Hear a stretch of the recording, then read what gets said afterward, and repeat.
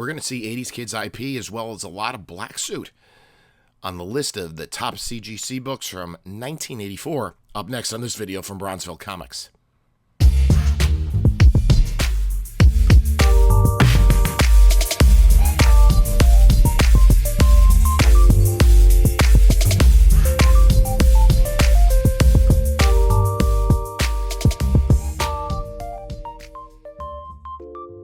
Hello, panelologists. This is Jim from Bronzeville Comics coming to you with another video. Before we get started, please like, comment, subscribe. Check out the description of this video for links to my eBay store, my email, my Instagram, and my whatnot. Bear with me. I'm fighting a little bit of something, so my voice is affected. But we're going to go through the top books on the CGC population report for 1984. And we go only over blue labels.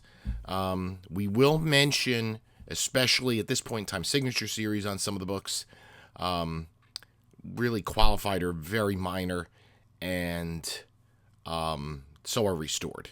Those are not the designations you see too often for books in 1984. We don't really talk about values, but values do drive the incentive for folks to submit these books, but there is that supply and demand. Books that have a very low supply and a very high demand, will drive large prices. And there are books we're going to see on this list that have a very large supply, but also have an even greater demand. So we take a look at the top 10 books for both Marvel and DC, as well as we count down the top 10. We take a look at the top books from each publisher, as well as some other keys, and we do take a look at some expensive books. So we're going to get started. Coming in at number 10 on the list is Black Suit Spider-Man, Spectacular Spider-Man number 90. This is the first appearance of the Black Suit in title. It is the third appearance overall. It also has a Black Cat appearance. We still see him in the old costume on the cover, but in the Marvel box it's kind of half and half. This book, and the Black Suit, that eventually becomes Venom, big part of this list for 1984. This book has a total of 2,080 blue label copies in the population report. At number 9 on the list is G.I. Joe, A Real American Hero, number 21. First appearance of Storm Shadow, but this is has popularity because it's known as the silent issue. There are no word balloons inside. It's all pictures. Larry Hama, of course, did the story. He and Steve Leohola did the art. Ed Hannigan and Klaus Janson did the cover.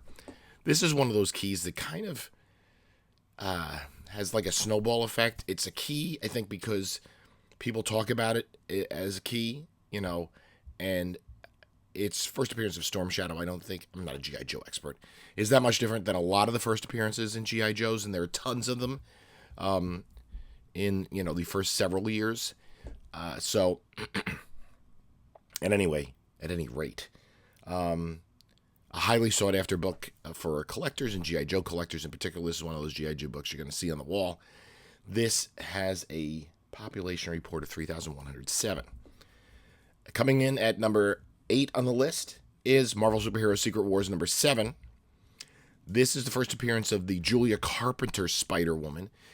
Jim Shooter did the story, Mike Zeck did the art, and Bob Layton did the cover.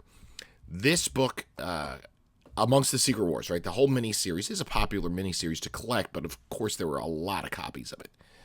I'm pretty sure this was the best-selling Marvel book for the year, because if every book, that you subscribe to, you had to get this, right? So even if you didn't buy Amazing Spider-Man, you had to get Secret Wars. Even if you didn't buy X-Men, you had to get Secret Wars.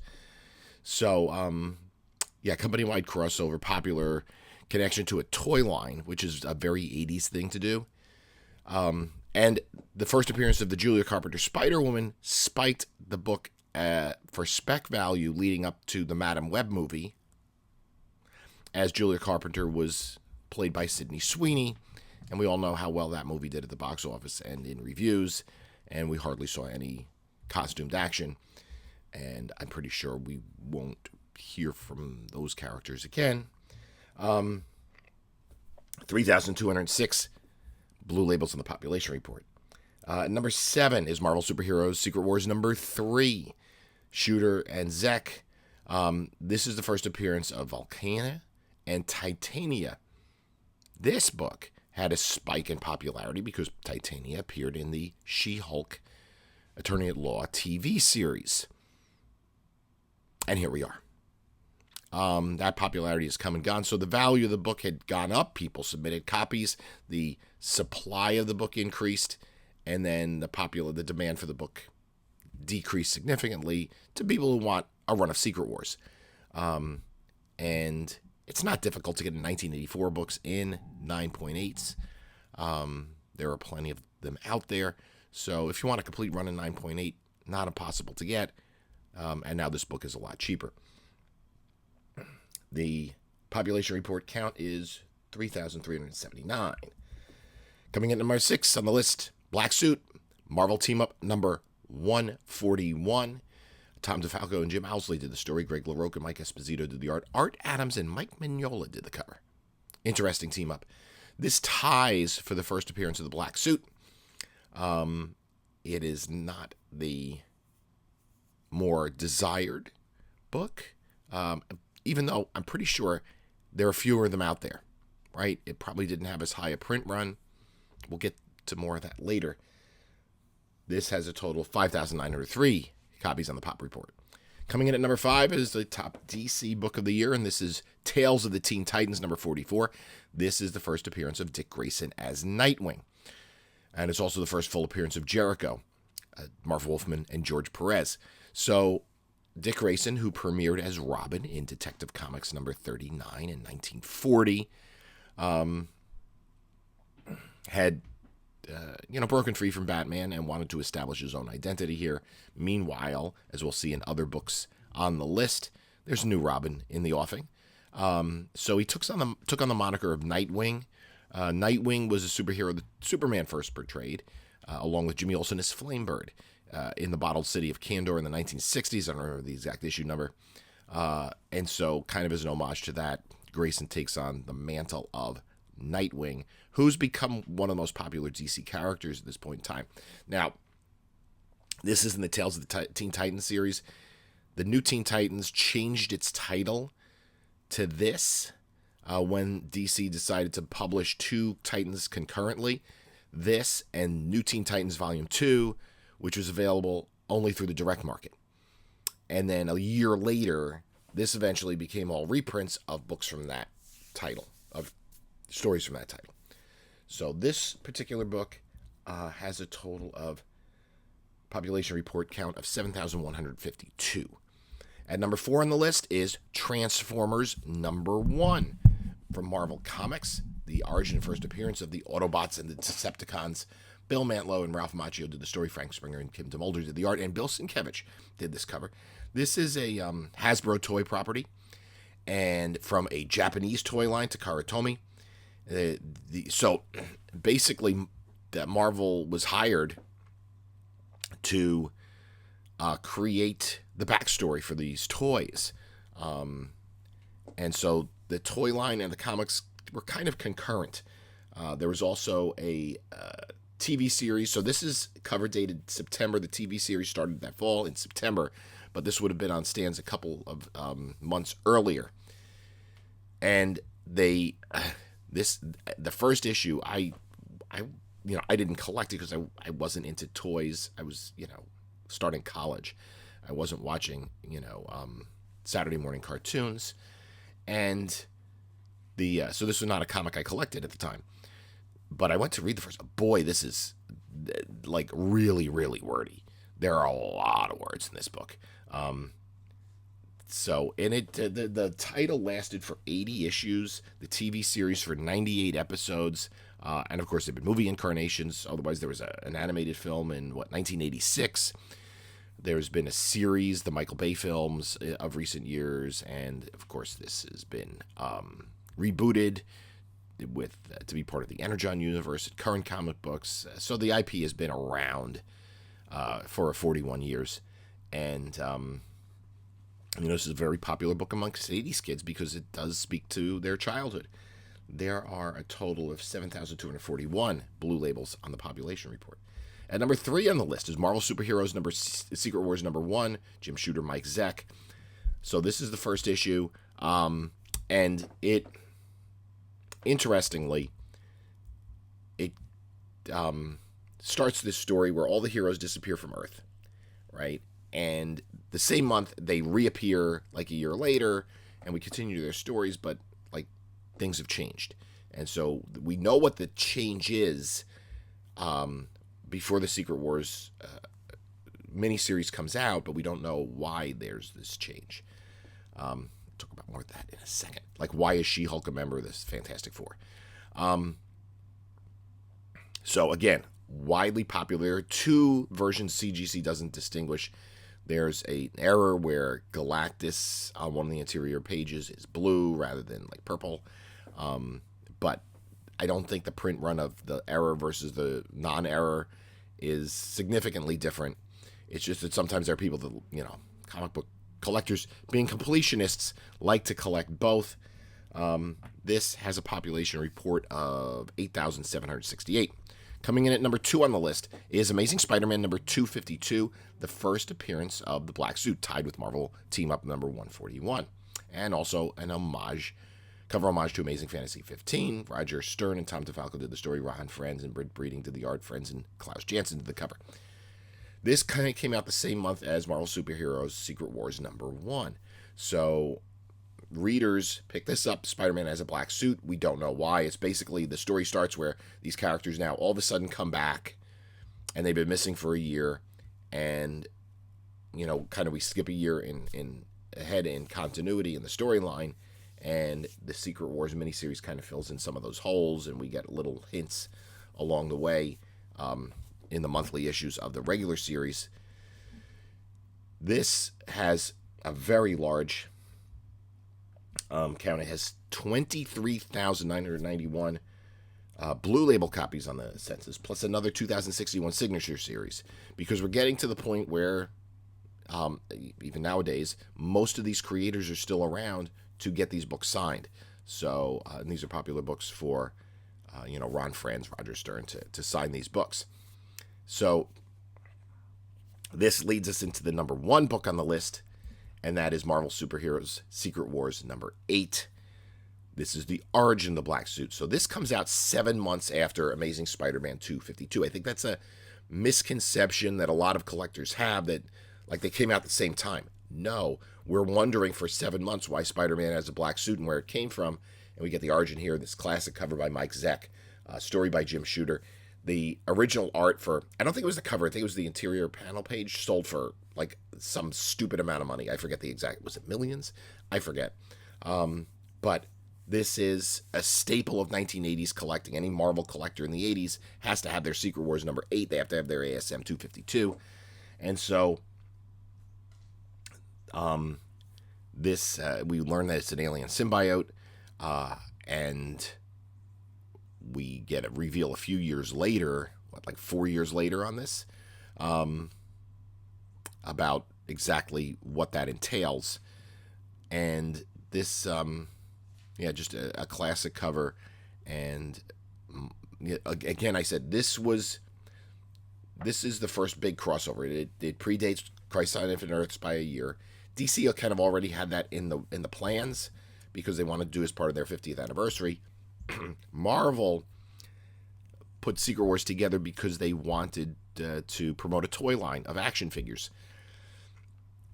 And we are getting, in 2027, a Secret Wars film. There have been other Secret Wars miniseries. There was a Secret War, and then there was a Secret Wars, which is 2014, which is probably what we're going to see in the movies.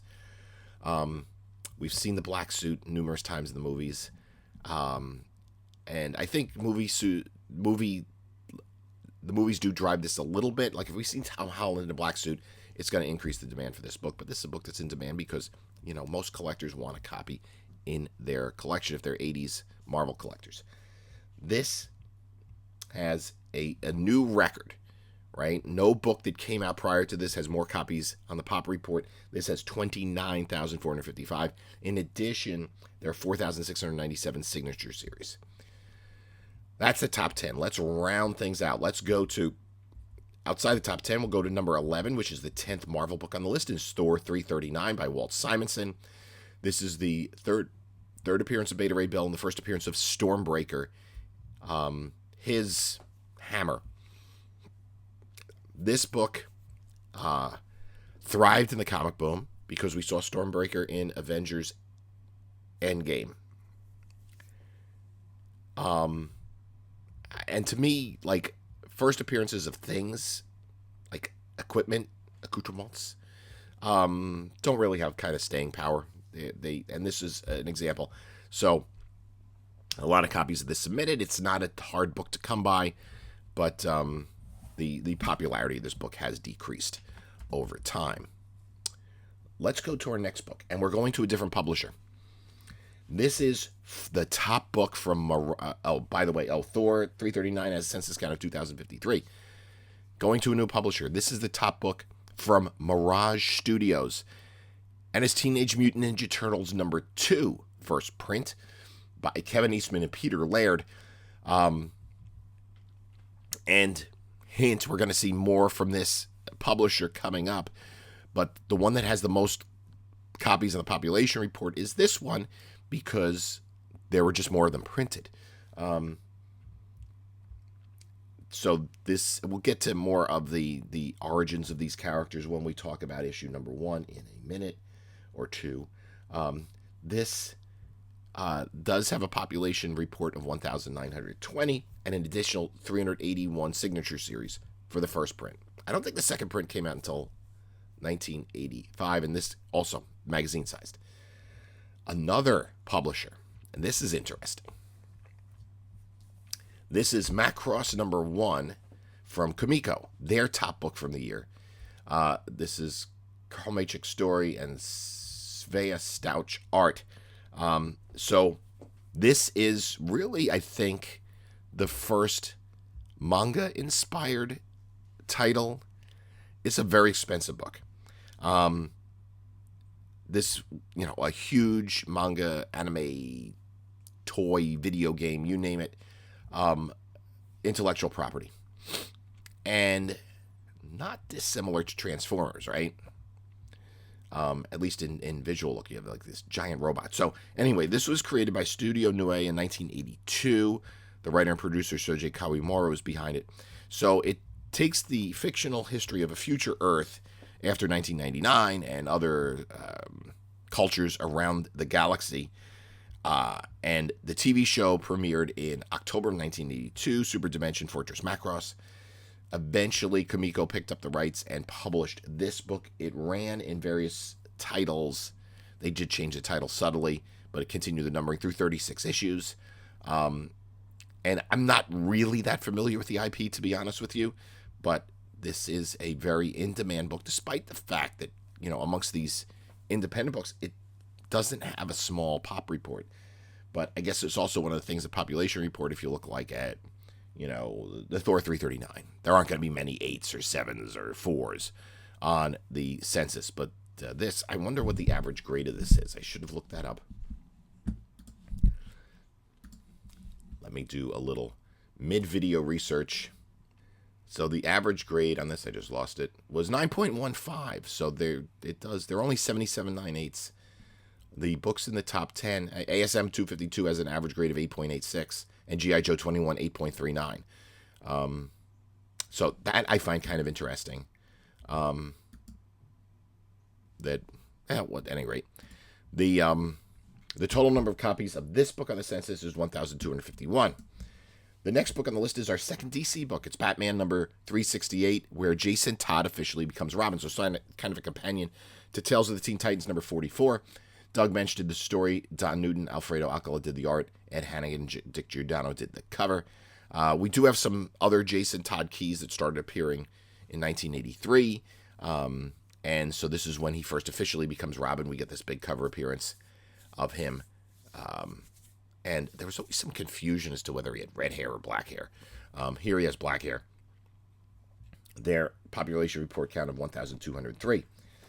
The third DC book on the list is a reprint of Detective Comics 27. It's the Oreo cookies giveaway. You got these with boxes of Oreos. And it reprints. It has a newsprint cover. And it reprints just the Batman story from his first appearance in Detective Comics 27. There have been a lot of other reprints of Detective 27 over the years, much like Action Comics #1.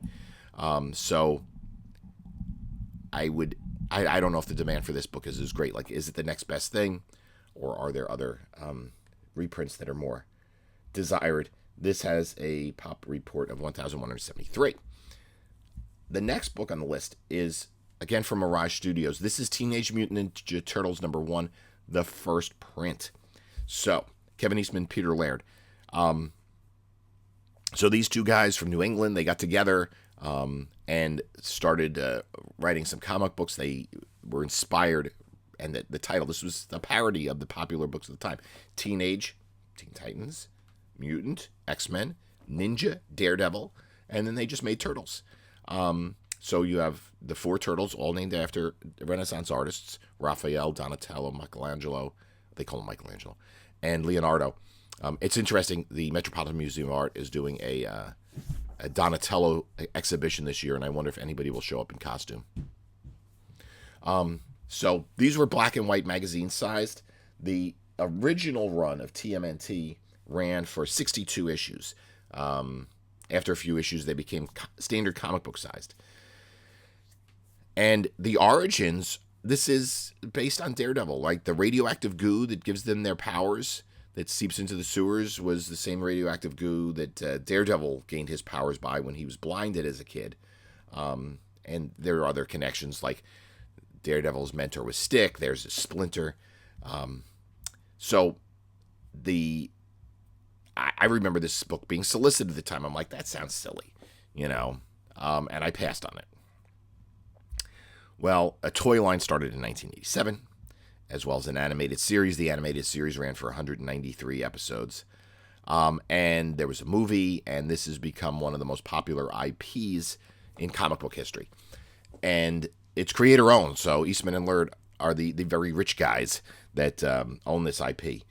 Now, the first print of this book, reports are there were only 3,000 copies printed. So that makes it very, very hard to find, very scarce. And that's why the second print has more copies on the population report. Well, the average grade of this is still fairly high at 8.09, especially with this all-black cover, which is very easy to incur damage, spine ticks and the like, scratches that will affect the grade. The back cover is all black as well. So the number surprised me a little bit. There are 1,063 blue label copies in the population report. In addition, 178 signature series. I thought there'd be more than that because, Kevin Eastman does a lot of signings. Now, this accounts for over a third of the print run is been encapsulated.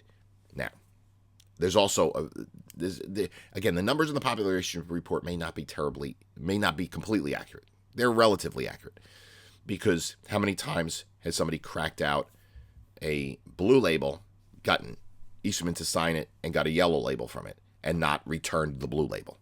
I have blue labels sitting in my house, not for this, but for other books that I haven't returned. I plan to, and there's some people that plan not to because they want to mess with the population report. Whatever. I think it is an important part of collecting to understand how much is out there. And then, collectors will set the price. This is, a number that's available to everyone. At any rate, the total number of copies, I said how many copies were on the census. So let's keep moving. We're going to go to the fourth DC book on the list. Is Saga the Swamp Thing #20. This is the first issue written by Alan Moore, who had started writing in, he's British, started writing in UK comics with Marvel Man and V for Vendetta and DR and Quinch and some other properties over there. And then DC hired him. Swamp Thing wasn't selling particularly well, and they wanted to I guess they liked what he had done somebody liked what he had done over in the work he was doing over in the UK, and decided to give him a chance on a regular title here for DC. And more, this is his first issue. This one is not markedly different than the first 19 issues of Saga the Swamp Thing. Pretty cool cover by Tom Yates. This has a population report of 753. The next book on the list is Teenage Mutant Ninja Turtles #1, the second printing. Not much more to say, except that this had a print run of 6,000, whereas number 2 had a print run of 15,000. So of the 6,000, the total number of copies on the population report is 728, plus another 221 signature series, which means only about a sixth of the books are encapsulated. Let's go to the top book from Pacific Comics, and this is Vanguard Illustrated number 2. And this is what it is because it's a cover by Dave Stevens. This was a science fiction anthology from Pacific, and Dave Stevens did most of his work for the independent publishers of the time. And this is just the start of the Dave Stevens effect. Dave Stevens was a very popular artist amongst collectors. He didn't do a great deal of work, did a lot of cover work. He was very meticulous. And when the people always collected it because of the beauty of his artwork and the good girl style. But when the documentary came out, Dave Stevens, Drawn to Perfection, and he did pass away young. So there's a limited amount of his work out there. That got more collectors interested in trying to get their Dave Stevens books. So this one from Pacific Comics has a census count of 712. The next book on the list from DC is New Teen Titans, Volume 2, Number 1, Wolfman and Perez. Again, as I said, what DC did with several of their titles, initially the two were this and the Legion of Superheroes.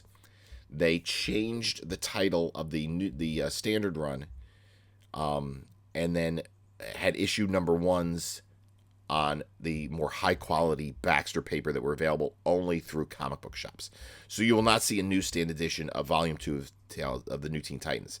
And what they did was they kind of had a 1 year, and this Perez couldn't keep up the workload, and that's why he eventually left the title that and doing Crisis on Infinite Earths. A year later, they start doing reprints from this series. So the last year or so of those books are all reprint issues. Batman and the Outsiders also spun off the Outsiders.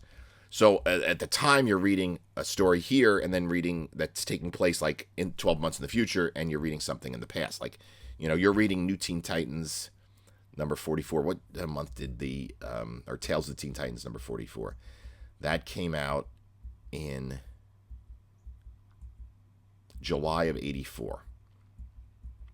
And then this particular book is cover dated, what is it, August of 84, right? So you have Dick Grayson all of a sudden adopts the Nightwing costume, and here he's fully Nightwing, and he's been Nightwing for a year. So you got to read all those other issues to catch up on the story.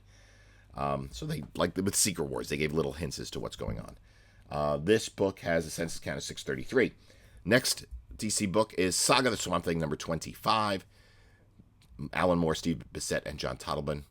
Now Moore is really entrenched. This does have a cameo appearance of John Constantine. We'll see his first full appearance a year later. 631 Pop Report. Next book is Saga the Swamp Thing number 21. This is probably the most important Moore issue. This is really where he puts his stamp on the character, and there's a new origin of Swamp Thing. Tom Yates did the cover, but Steve Bissette and John Totleben were doing the interior art. So he reimagined. So Swamp Thing, Alec Holland was a scientist working in the bayou on some secret project. It was sabotaged. They blew up his lab. He caught fire. Into the swamp he goes. Melds with the swamp material and the chemicals he was working on, becomes Swamp Thing. What Moore said is, no, Alec Holland really died. And what happened is the plant life absorbed his memories. And he kind of explained it where you have certain organisms that they, like, once they eat other organisms, they have some sort of memory. I don't know. But he had like a whole scientific explanation. So Swamp Thing is not Alec Holland. He's his own creature who has Alec Holland's memories. And he's really, it ends up, he's an earth elemental. So really, I remember reading this at the time, and it's like, wow, that's really interesting.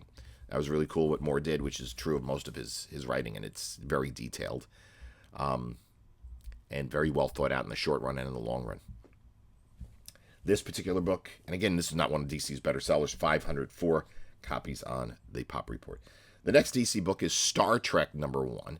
This came out around the same time as Star Trek III, The Search for Spock, covered by George Perez, and you can see the cover. There's no Spock because he's dead at the time. And Mike W. Barr did the story, Tom Sutton and Ricardo Villagrán did the art, but this is popular because it's a George Perez cover. And this particular title ran for how many issues? 56 issues. And DC had the Star Trek license for a long time, into the 90s, and there are no keys. There are 0 keys other than this one. Next Generation, no keys. It's really interesting that the Star Trek books, other than the early gold key ones, I would say probably the photo cover gold key ones, the first issue is a big issue, just aren't that popular amongst collectors. This has 421 copies on the census. The top book from Eclipse is The Rocketeer Special Edition #1 by Dave Stevens. He did the story, the cover, and the interior art. There are some pinups in it, but this, we can see kind of the Betty Page kind of character in the lower right. The Rocketeer was an original character created by Dave Stevens, kind of modeled on himself. It did become a feature film in 1991 by Disney Studios, and there have been talks of remakes of it, but we haven't seen that yet. It takes place in the 1930s and has kind of that retro style. Again, popular among Stevens collectors. The Good Girl Stevens art is more collectible than the story, like just Rocketeer art. This has a population report count of 405. Another book from DC is Fury of Firestorm #24. This is the first appearance of Blue Devil. He's in an insert, much like New Teen Titans were in DC Comics Presents 26, and we also saw that for Captain Carrot and Amethyst and a number of other characters. And you can see Blue Devil here on the right. Blue Devil did subsequently get his own book. That's why they had the insert to promote his own title. They put it in Firestorm. That ran for 31 issues. He was a Hollywood stuntman who had this costume as the Blue Devil in a movie, and then some sort of magical thing happens, and he gets melded to the costume, and he actually is the Blue Devil. Ian Ziering portrayed him in the Swamp Thing TV series that only lasted 1 season because of, I don't know, some sort of tax law thing with Georgia that changed, and DC didn't want to produce it anymore. It was very good, and it was pretty successful in that DC Universe app that was around for about 10 minutes. This particular book has a census count of 294. The top book from Thoughts and Images is a big one. Albedo #2, the first appearance of Usagi Yojimbo by Stan Sakai. So Albedo Anthropomorphics was a anthology title that had different anthropomorphic animals, and Stan Sakai, who is Japanese, created this rabbit character. Pulled the rabbit ears back into a top knot and said, this is the character I'm going to use. So basically, Usagi Yojimbo in Japanese means rabbit bodyguard. Stan Sakai previously had been the letterer of Sergio Aragones' Gru, and then struck out his own here with Usagi Yojimbo, which got his own series. A number of series. Stan Sakai has stewarded it the whole way. There was an animated Netflix series a couple of years ago that came out, and it takes place in feudal Japan. A lot of elements of Japanese history and culture ingrained in all the stories, and just a character that's become very popular amongst collectors, and collectors like to seek this out. Also tough to get in high grade because of that all-black cover.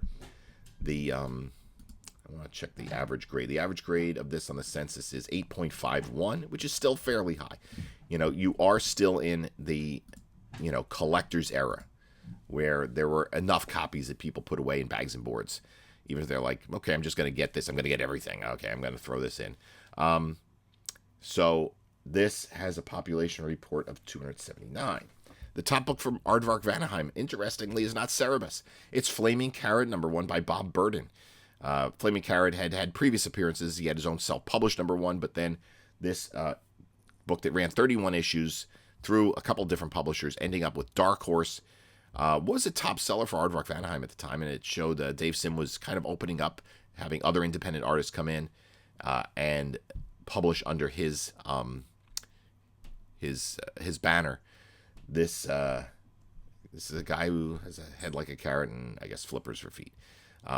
Some of the issues later there were a couple of issues that had TMNT crossovers, and the final issue has a crossover by Herbie from American Comics Group. This has a population report of 255. This is the 10th DC book on the list, and is Fury of Firestorm number 23, which is the first appearance of Felicity Smoke, who was the gal in the chair / romantic interest in the Arrow TV series on the CW. And since that show no longer exists, the demand for this book has waned. It was a key, that people were seeking, but not a big key. Jerry Conway and Carla Conway did the story. Rafael Kayanan did the art. Roden Rodriguez inked the interiors, and Dick Giordano inked the cover. Again, this has 245 copies in the population report. The top book from the Epic imprint. Epic was a Marvel imprint that told more adult stories. This is Alien Legion #1. Alan Zelenetz did the story. Frank Kuroko and Terry Austin did the art, and Kuroko did the cover. This is basically a foreign military fighting force that some people akin to the French Legion. They employ individuals from all different alien races, you can see here on the cover. And this title ran for 38 issues. There are 145 copies on the population report. From Continuity Comics is Echo of Future Past #1. So this was Neil Adams' publishing company, and he did the cover of this. It was an anthology title. This work is done by Larry Hama, Lindley Farley, Michael Golden, Neil Adams. I think Golden did maybe the back cover. And it's the first comic book appearance of Bucky O'Hare, who did get an animated TV series in 1992. Again, it's an anthology, and this ran for 19 issues. There are 120 copies in the Pop Report. This is an interesting one. I wasn't even aware of this. Top book from Fantagraphics, Amazing Heroes #45. There's a news flash featuring Teenage Mutant Ninja Turtles #1. We don't see that on the cover, but this is, Ed Hannigan and Klaus Janson did the cover. And you see like a whole bunch. You see Rocketeer and Nexus, along with Marvel and DC heroes. The Fly, I think, is over there. And is that Judge Dredd? E-Man, Spirit. So kind of a fun mashup of all sorts of different characters. But that fun cover's not selling it. It's the TMNT newsflash, I guess, mini article, I guess it would be. There are 103 copies on the census. The top book from First Comics is Grimjack #1 by John Ostrander and Tim Truman. This book ran for 81 issues. He had premiered in Star Slayer #10 and was a staple of First Comics. There are 98 copies on the census. Top book from Eagle is Judge Dredd #3. This really cool cover by Brian Boland. John Wagner did the story. There's a pinup on the back cover. Also, a hard book to get in high grade because of the black cover. We talked about Judge Dredd in last week's episode. There are 87 copies on the census. Now, the next one is really weird. This is Grenada #1 from Commercial Comics. Jack Sparling did the cover. So this was a CIA-sponsored comic book. It says #1 in his series. It was the only one that came out. That it's a propaganda book, basically around the U.S. invasion of Grenada to overthrow the communist government of Grenada and install a democracy. So we can see here the people are being oppressed in March of 79, and then in October of 83, people are being liberated, and then everybody is celebrating with the U.S. Army in November of 83. I'm not going to get into the politics of this, of whether that was a good thing or not. I am not Grenadian. So I'll just say, again, it's sponsored by the CIA, and it's kind of an interesting curio. There are 59 copies on the census. The top book from Street Dragon Press is Omaha the Cat Dancer #1. Omaha the Cat Dancer had previously appeared in, I think it was Bizarre Sex #8 from Kitchen Sink. Here, she gets her own book that ran for 20 issues with different publishers, I believe. Did bounce around. Reed Waller did all of it. So Omaha is a cat who's an exotic dancer.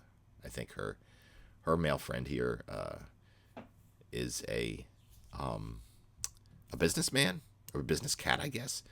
I don't know. I'm not that familiar with it. There are 39 copies on the census. Our next book is a top book from Whitman. This is Uncle Scrooge number 208. These were distributed only in multi-packs. 24 copies in the census. A lot of these are file copies. Top book from Red Circle is Thunder Bunny number 1. This is the only issue of Thunder Bunny. Sort of similar to Hoppy the Marvel Bunny from the 1940s.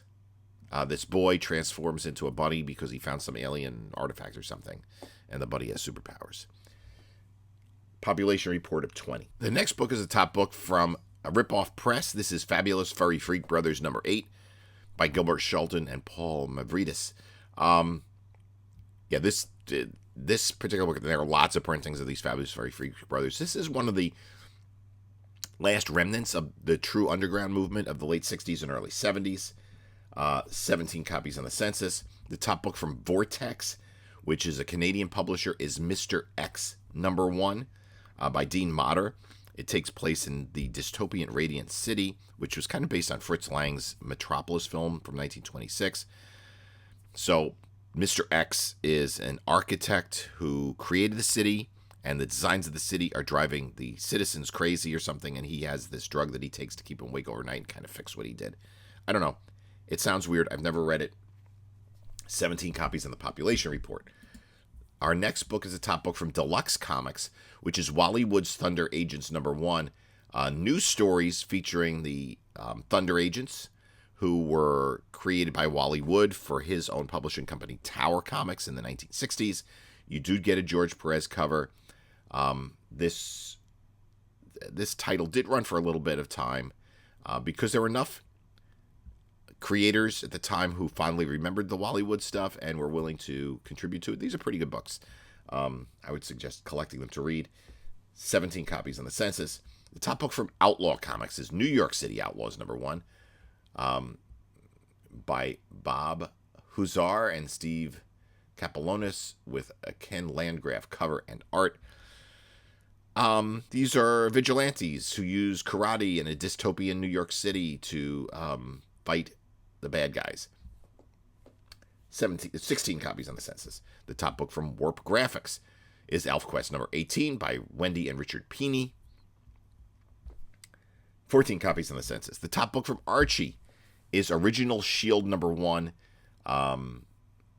which basically once again reinvigorates the Shield, who was the superhero in MLJ Comics, the predecessor to the Archie, what Archie Comics began. In Pep Comics number 1, Pep Comics number 22 saw the first appearance of Archie. Archie eventually took over the company, and they did have their group of superheroes. Now, what's interesting, you see here at the top, the banner Archie Adventure Series, that's going to branch out over the next few years, and they're going to include more titles that are going to become important, more so than the original Shield, I would say. There are 14 copies in the census. The top book from Charlton. And Charlton's on its last legs. I think it has 2 more years left. This is Haunted number 73. I'm not sure if their original stories are reprints at this point in time. There are 12 copies on the census. The top book from Kitchen Sink is not an adult book, which is kind of where they got their start. Then they started doing Spirit reprints. Here, they do a comic book. This is Megaton Man number 1, which is a parody of superheroes. This big, dopey, over-muscled Megaton Man who it's total parody. And they ran for 10 issues, 12 copies on the census. The top book from Joshua Quagmire, giggity, is Army Surplus Comics featuring Cutie Bunny number 3. I think this was all he published, about 1 issue a year. There are 10 copies on the census. The next book is Gobbledygook number 1 from Mirage Studios. This is Eastman and Laird did this story cover and art. This predates TMNT number 1. It features Fugitoid, who later on became ingrained into the Turtles universe. And there is the back cover has an ad for TMNT number 1. extremely small print count. I'm not exactly sure what the print count of this is, but it was extremely small. And there are just 6 copies on the census. However, there are 18 signature series. 6 blue labels, 18 signature, 150. There are 150 copies. So 24 of them have been slabbed. I don't know where the rest are. I don't know how they were distributed, but I'm not a TMNT expert. The next book on the list, which has the same census count, is Gobbledygook number 2 by Eastman and Laird. And this also, very small print run, has a back cover ad of TMNT. Now, also this too, because it was self-printed, essentially, much like Cerebus 1, these are not difficult to counterfeit, so you do have to be careful. This one says, authenticated by Kevin Eastman. There are 6 copies of this in the census and 19 signature series. Another book that ties for a number of blue labels on the census is Mad, number 249, which is top book from EC. Alfred E. Newman as a gremlin. There are 6 copies in the census. The top book from Americomics, or AC Comics, is Femforce number 1 by Bill Black and Mark Heike. They made good girl books, and they took public domain characters from the Golden Age, including Miss Victory and Rito Rhea, who had appeared in one of those Jungle comics. I don't think it was she in Zod? At any rate, he did a lot of reprints. These were black and white of public domain stuff. So Bill Black was a big fan of the public domain characters of the 1940s. 5 copies on the census. Weirdo number 10 is the top book from Last Gasp. Here we have a Robert Crumb cover. There are 5 copies on the census. The top book from Harvey Pekar is American Splendor number 9. He basically comes out with 1 book a year. There are 4 copies on the census. The top book from Raw Books is Mouse, A Survivor's Tale number 5 by Art Spiegelman. These were included in the Raw magazine. They were inserts.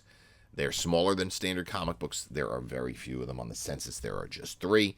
There were, 6 issues of this? It was either 6 or 7 issues before the stories were all kind of compiled and re-edited into the graphic novel, which has become a huge seller and kind of a standard in curricula across the country.